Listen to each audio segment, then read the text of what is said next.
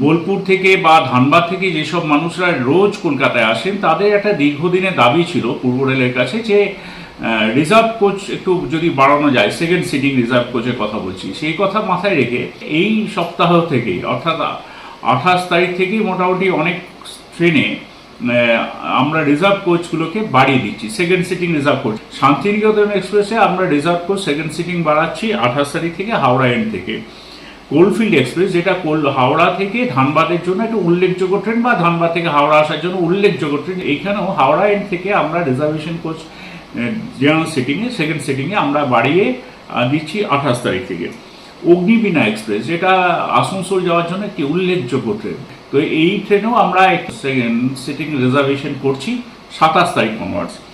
এবার আসি Malda intercity. Malda intercity যেটা হাওড়া এবং মালদার মধ্যে চলে, তো 29 তারিখ থেকে হাওড়া এন্ড থেকে মালদা ইন্টারসিটিটা কোচ আমরা দিচ্ছি সেকেন্ড সিটিং রিজার্ভেশন।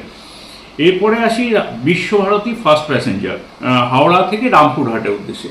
এইখানে পূর্ব রেল সিদ্ধান্ত নিয়েছে second sitting reservation coach provide করা, এবং এটি চালু হচ্ছে 30 তারিখ থেকে হাওড়া এন্ড থেকে।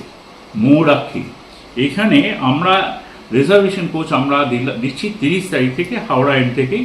হুল এক্সপ্রেস, সিউড়ি যাওয়ার জন্য, সিউড়ির মানুষের জন্য এটা খুব গুরুত্বপূর্ণ ট্রেনটি। তো এখানে আমরা এবারে যেটা উল্লেখযোগ্য একটা কাজ করছি, থার্ড এসি দিচ্ছি, এটা মাথায় রাখবেন। এবং 30 তারিখ থেকে হাওড়া এন্ড থেকে আমরা এটা চালু করছি। একটা এতদিন হুল এক্সপ্রেস ছিল 13 কোচে, 13টি কোচ চলতো হুল এক্সপ্রেসে, এবার থেকে 14টি কোচ চলবে। এটা অত্যন্ত আপনাদের জন্য, মানে আমার মনে হয় খুব ভালো খবর সব মানুষের জন্য। তো এটা নিঃসন্দেহে তাদের জন্য একটা উপকারী হবে, এটা আমরা আশায় রাখি।